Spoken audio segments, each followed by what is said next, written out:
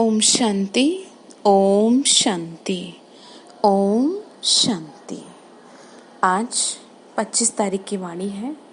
आज के बाबा के जो महावाक्य हैं, बाबा हमें ये कह रहे हैं कि बच्चे देखो, इतनी बात कोई नहीं कह सकता कि मैं तुम्हारा पिता हूँ, मैं सर्वशक्तिवान तुम्हारा पिता हूँ और तुम मुझे याद करो तो तुम्हारे पाप कटेंगे।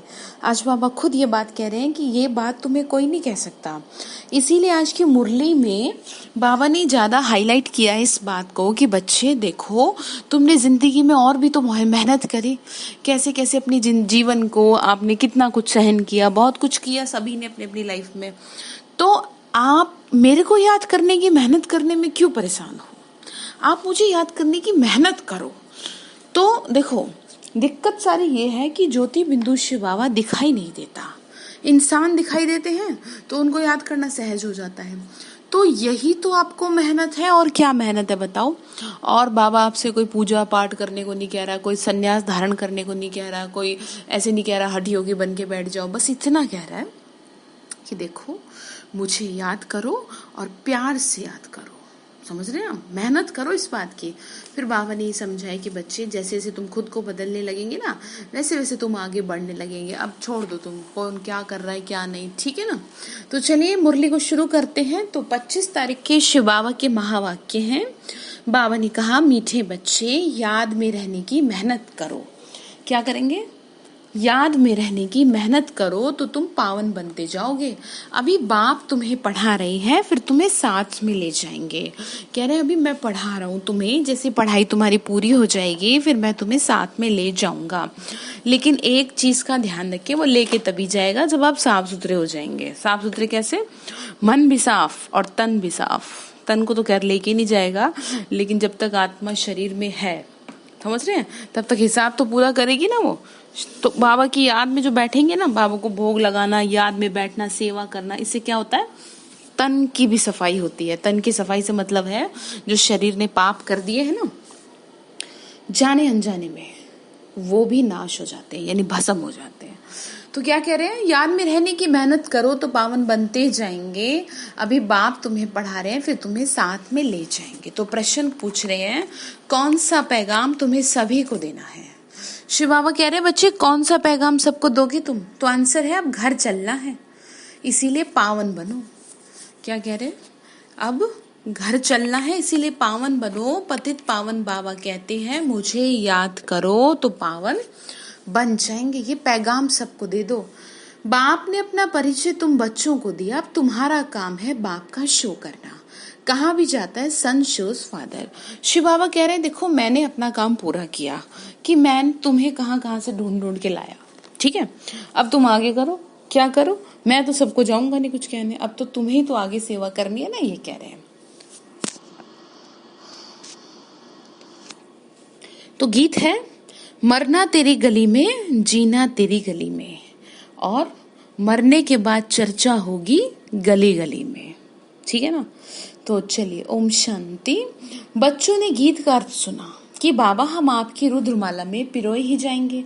ये गीत तो भक्ति मार्ग के बने हुए हैं। जो भी दुनिया में सामग्री है ना, जप तप पूजा पाठ, ये सब है भक्ति मार्ग। भक्ति रावण राज्य, ज्ञान राम राज्य। ज्ञान को कहा जाता है नॉलेज, और नॉलेज पढ़ाई है। भक्ति को पढ़ाई नहीं कहा जाता, उसमें कोई उद्देश्य नहीं है कि हम क्या बनेंगे। बाबा ने कहा भक्ति लोग करते हैं, उसमें थोड़ी है कि भक्ति करेंगे तो जी हम ये बनेंगे, ऐसा तो कुछ है नहीं। राजयोग सीखना ये पढ़ाई है। पढ़ाई एक स्कूल में पढ़ी जाती है, तभी तो इस विद्यालय का नाम क्या है? ईश्वरीय विश्वविद्यालय, ठीक है ना? पढ़ाई माना पढ़ाई, जो पूरी रीति नहीं, जो पढ़ाई पूरी रीति पढ़नी चाहिए, है ना? बाबा ने कहा तो पढ़ाई तुम्हें क्या करनी चाहिए? पूरी रीति पढ़नी चाहिए। बच्चे जानते हैं हम स्टूडेंट हैं। बहुत हैं जो अपने को स्टूडेंट नहीं समझते, क्योंकि पढ़ते नहीं है, ना बाप को समझते, ना शिव बाबा को सदगति दाता समझते। ऐसे भी हैं बुद्धि में जिनके कुछ बैठता ही नहीं है।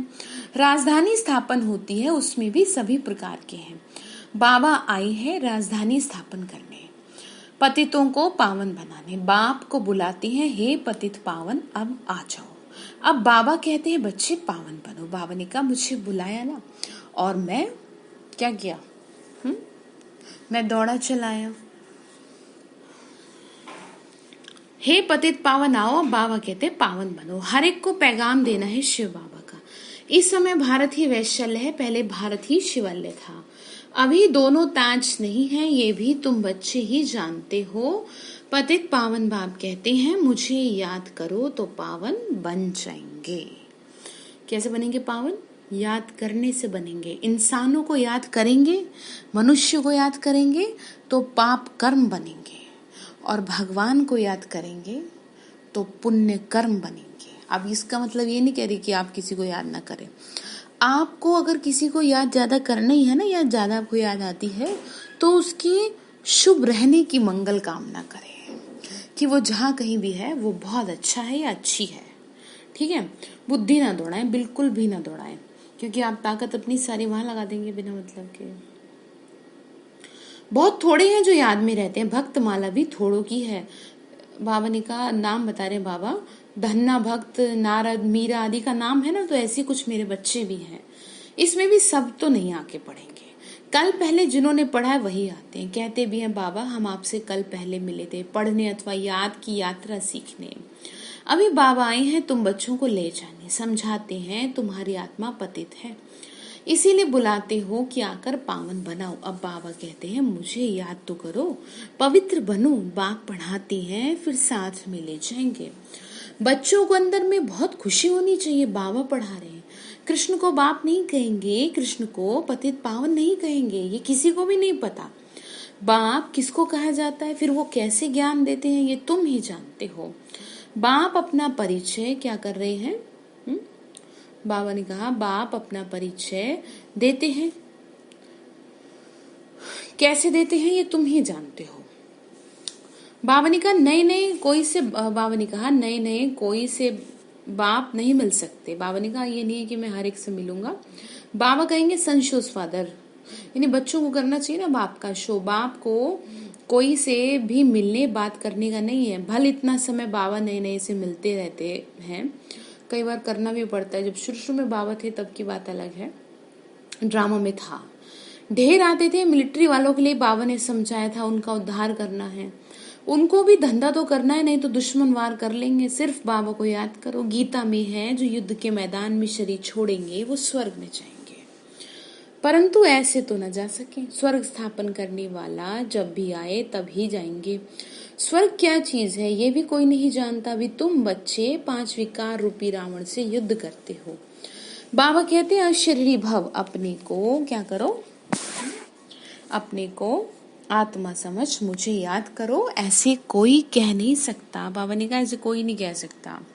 सर्वशक्तिवान एक बाप के सिवाय कोई नहीं कह सकता। ब्रह्मा विष्णु शंकर को नहीं कह सकते। ऑलमाइटी एक बाप ही है। वर्ल्ड ऑलमाइटी अथॉरिटी, ज्ञान का सागर एक बाप है।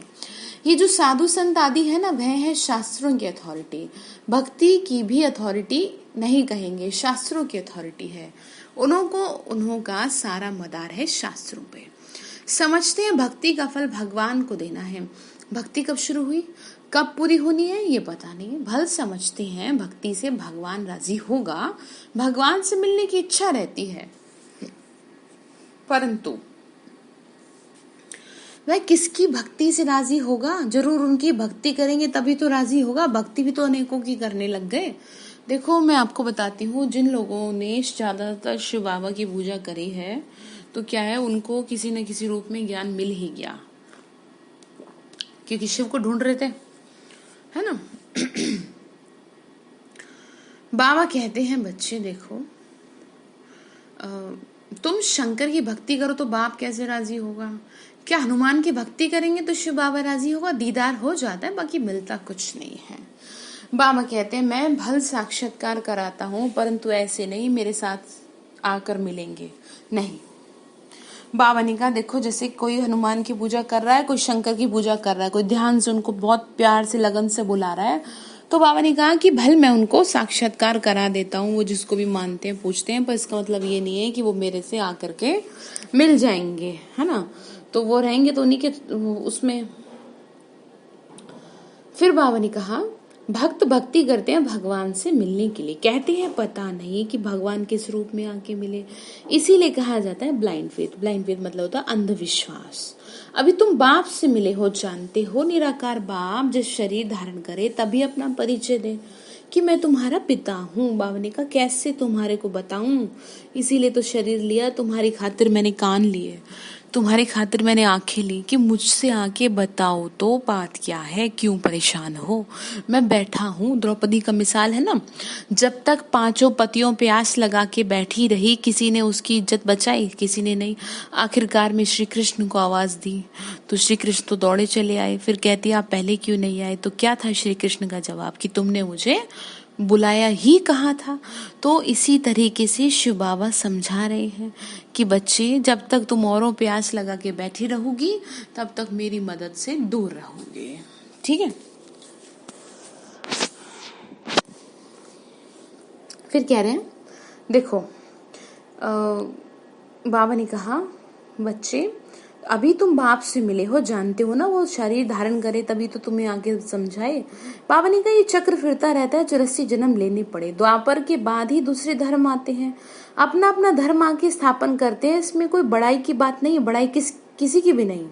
ब्रह्मा की बड़ाई तब है जब बाप आके प्रवेश करे, नहीं तो यह धंधा करता था, इनको भी थोड़ी पता था। कहने का मतलब ये है कि इनका भी तो, ब्रह्मा बाबा का भी तो अपना क्या था, बिजनेस था ना, हीरे जवाहरातों का। बाबा नहीं बताते तो इनको क्या पता, ये तो अपने में लगे रहते जैसे दुनिया लगी अपनी रामधुन में।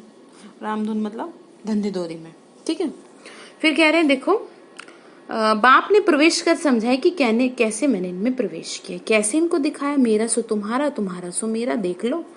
तुम मेरे मददगार बनते हो अपने तन मन धन से, उसकी एवज में तुमको यह मिलेगा। बाबा कहते हैं मैं साधारण तन में बैठा हूँ, जो अपने जन्मों को नहीं जानते, परंतु मैं कब आता हूँ, कैसे आता हूँ, ये किसी को नहीं पता। कह रहे हैं अभी तुम समझ रहे हो ना, देखते हो ना कैसे आता हूँ, बाबा आए हैं तन में। इन द्वारा हमको ज्ञान और योग सिखा रहे हैं। ज्ञान तो बहुत सहज है। नरक का फाटक बंद हो, अब स्वर्ग का फाटक कैसे खुलता है, जानते हो ना। बाबा ने कहा फाटक बंद होने वाला है, कौन सा, नरक का। द्वापर में रावण राज्य शुरू होता है, अर्थात नरक का द्वार खुलता है। नई और पुरानी, बाबा ने कहा नई और पुरानी दुनिया को आधा आधा में रखा जाता है। तो अब बाबा कहते हैं मैं तुम बच्चों को पतित से पावन बनने की युक्ति बता रहा हूँ, मुझे याद तो करो, तभी तो पाप नाश होंगे। इस जन्म के पाप भी बताने हैं। बाबा क्या कह रहे हैं, देखो ऐसा है, जो भी कुछ कर दिए हो बचपन से लेके अब तक मुझे बता दो, हर हाल में बता दो। ठीक है, बाबा समझा रहे हैं। और अगर ज्यादा ही कुछ गंभीर अपराध कर दिए हैं तो क्या करें, उसको लेटर में लिखे। ठीक है, और सुबह 4 बजे बाबा की याद में बैठे, बाबा के सामने उसको रख दें, और जो कुछ लिखा है उससे मन ही मन बाबा को बता दें, और फिर योग करने के बाद उसको आप जला दें। आपका ना बहुत माथा हल्का हो जाएगा, बहुत आपको हल्कापन महसूस होगा। जैसे किसी को बता देते हैं ना, कोई गलती होती है तो सुकून मिलता है कि चलो थोड़ा सा किसी को तो बता दिया, तो ऐसे ही आपको करना है। ठीक है। कह रहे हैं कि देखो बच्चे,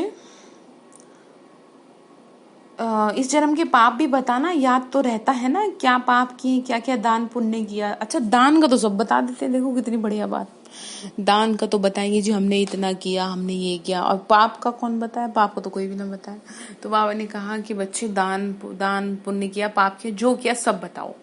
इसको अपने छोटेपन का पता है ना। ब्रह्मा के लिए कह रहे हैं, कृष्ण का नाम है सांवरा और गोरा, श्याम सुंदर, उनका अर्थ कोई की बुद्धि में नहीं आएगा। नाम श्याम सुंदर है तो चित्र में काला बना दिया। रघुनाथ के मंदिर में देखेंगे ना, यहाँ भी वहां भी काला है। हनुमान का मंदिर देखो तो सबको काला बना दिया। ये है पतित दुनिया। क्या कह रहे हैं, अभी तुम बच्चों को फिक्र है ना कि हम सांवरे से सुंदर बन रहे हैं, उसके लिए तुम मेरी याद में तो रहो। बाबा कहते हैं अंतिम जन्म मुझे याद करो तो पाप भस्म।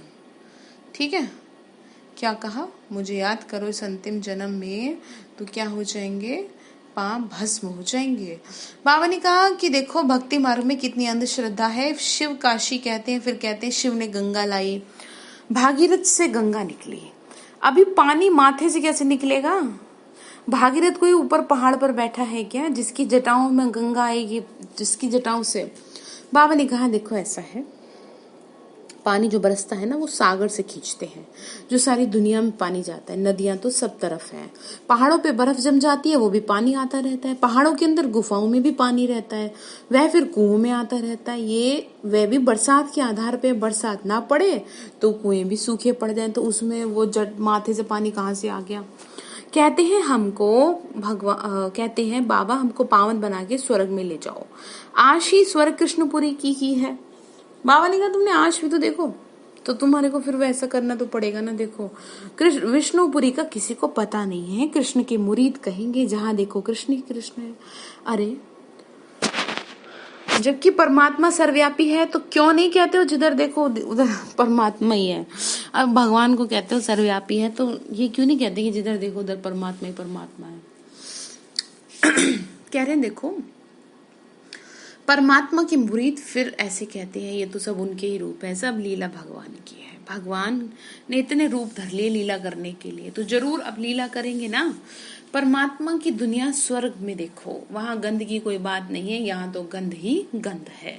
फिर यहाँ कह देते हैं परमात्मा सर्वव्यापी है, परमात्मा ही सुख देता है। बच्चा आया सुख हुआ, मरा तो दुख होगा। अरे भगवान ने तुमको चीज दी ली, तो उसमें रोने की क्या बात है। अब समझो यहाँ पे ना तो वो दे रहा ना वो ले रहा। आपके घर में उसी बच्चे का जन्म होगा, आपके घर में चाहे वो हस्बैंड के रूप में आए या वो वाइफ के रूप में आए या वो किसी भी रूप में आए, वही लोग आएंगे कि जो आपसे हिसाब किताब रखते हैं। ठीक है ना, आपसे कोई अनजान आदमी थोड़ी पैसे मांगने आ जाएगा, जिसने आपको दिए हैं वही तो लेने आएगा ना। ऐसी घर में है आपके। इस पे क्लास बनाएंगे जो लोगों को कॉन्सेप्ट ये क्लियर हो। फिर कह रहे हैं कि भगवान को दोष देते हैं कि भगवान तुमने ये सब क्या किया। सतयुग में रोने का दुख नहीं है, मोहजीत राजा का दृष्टांत है ना, लेकिन वो सब है झूठे, उसमें कोई सार नहीं है। सतयुग में ऋषि मुनि होते नहीं। बाबा ने कहा और यहाँ भी ऐसी बात नहीं हो सकती, ऐसा कोई मोहजीत राजा नहीं हो सकता। भगवानुवाच यादव कौरव और पांडव क्या करत भाई, तुम्हारा बाप से योग है। बाबा कहते हैं मैं तुम बच्चों द्वारा भारत को स्वर्ग बनाता हूँ। अब जो पवित्र बनते हैं ना वो पवित्र दुनिया के मालिक बनते हैं। कोई भी मिले उनको बोलो भगवान कहते हैं मुझे याद करो, मेरे से प्रीत लगाओ, और कोई याद ना करो। ये है अवे विचारी याद। यहाँ कोई जलादि नहीं चढ़ाना, भक्ति मार्ग में ये धंधा आदि करते हैं। गुरु लोग भी कहते हैं मुझे याद करो, अपने पति को याद नहीं करो। तुम बच्चों को कितनी बात समझा रही जा रही है कि मूल बात है सबको क्या करेंगे, शिव बाबा का पैगाम दो। बाबा कहते हैं माँ में कम याद करो, बाबा माना भगवान। अब बाबा का मतलब ये नहीं है कि कोई साधु महात्मा है, शिव ज्योति बिंदु निराकार।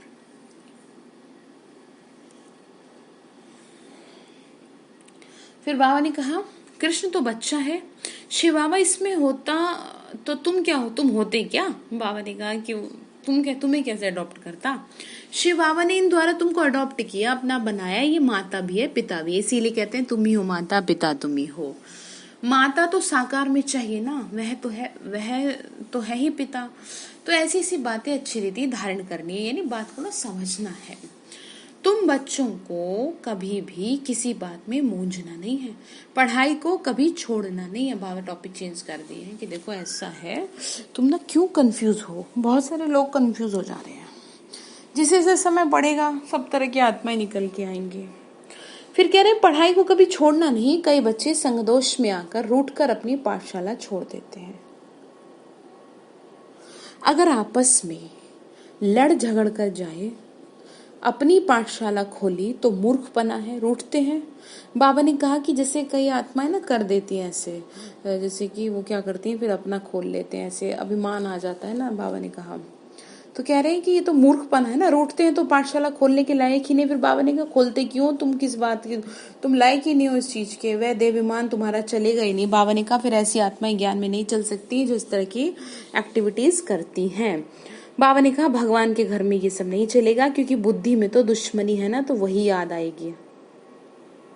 कुछ भी किसी को समझा नहीं सकेंगे। ऐसे भी होता है जिसको ज्ञान देते हैं ना वो तीखे चले जाते हैं, खुद गिर पड़ते हैं, खुद भी समझते हैं मेरे से उनकी अवस्था अच्छी है। पढ़ने वाला राजा बन जाए और पढ़ाने वाला दास दासी बन जाए, ऐसे भी है। बाबा ने कहा अभिमान के कारण।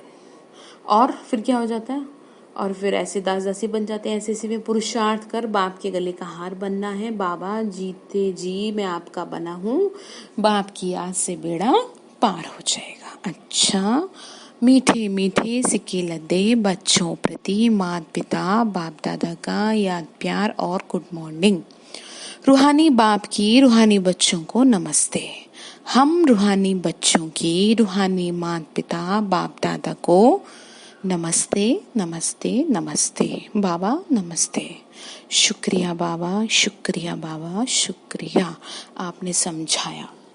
धारणा के लिए मुख्य सार बाबा ने बताया, कभी भी किसी बात में मूंझना नहीं, आपस में रूठकर पढ़ाई नहीं छोड़ना, दुश्मनी बनाना ये भी देहाभिमान है। ठीक है ना। बाबा ने कहा देखो ऐसा है, दुश्मनी क्यों बना रहे हो, है ना। बाबा ने कहा कि फिर क्या करेंगे, फिर उल्टी सीधी हरकत करेंगे ना। पर संग दोष में संग दोष से अपनी बहुत बहुत संभाल करनी है। ऐसा ना हो कि आपका किसी का संग ऐसा ना हो जो आपकी बुद्धि को खराब ही करते हैं। आपको इसलिए मैंने सिखाया, आपको किसी से कोई किसी की बुराई कर रहा है, कोई बात कर रहा है ना, किसी की कैसी भी बात कर रहा है, आपको मुझे मत बताओ। अगर आपको काम क्या उनकी बातों से फालतू की, ठीक है ना। वो XYZ कोई भी हो सकता है, चाहे वो ज्ञान में चलने वाला हो, चाहे वो 10 साल पुराना हो, चाहे वो 20 साल हो, या 2 साल हो, या 4 साल हो। अगर आप सचमुच में आगे बढ़ना चाहते हैं, अगर आप बाबा की प्रिय बनना चाहते हैं, तो अपने संग का बहुत ध्यान रखें। इसीलिए कहा जाता है, ना कहो से दोस्ती ना कहो से बैर, रहीमन इस संसार में रखिए सबकी खैर। कहने का मतलब ये है कि आपको क्या करना है, संग दोष से अपनी संभाल करनी है। हम किसी से दुश्मनी नहीं है, ना ही किसी से ऐसी आ रही, अपनी चलन से शिव बाबा का शो करना है। तो दूसरा पॉइंट है प्रीत बुद्धिपन, एक बाप की अव्यभिचारी याद में रहना है। तन मन धन से बाप के कार्य में मददगार बनना है। वरदान दे रहे शिव बाबा, स्वयं को स्वयं ही परिवर्तन कर, स्वयं को स्वयं ही परिवर्तन कर विश्व के आधार मूर्त बनने वाले श्रेष्ठ पद के अधिकारी भव। बाबा ने कहा, श्रेष्ठ पद पाने के लिए बाप दादा की यही शिक्षा है कि बच्चे खुद को बदलो, स्वयं को बदलो। स्वयं को बदलने के बजाय परिस्थितियों को व अन्य आत्माओं का बदलने का सोचते हो या संकल्प आता है कि ये सैल्वेशन मिले, सहयोग व सहारा मिले तो चेंज हो, ऐसे कैसे भी आधार पर परिवर्तन होने की प्रारब्ध भी आधार पर ही रहेगी। यानी कि चीजें ठीक हो तो ठीक हो हम, क्योंकि जितनों का आधार लेंगे उतना जमा का खाता शेयर्स में बट जाएगा, उनको भी मिल जाएगा फिर उतना ही।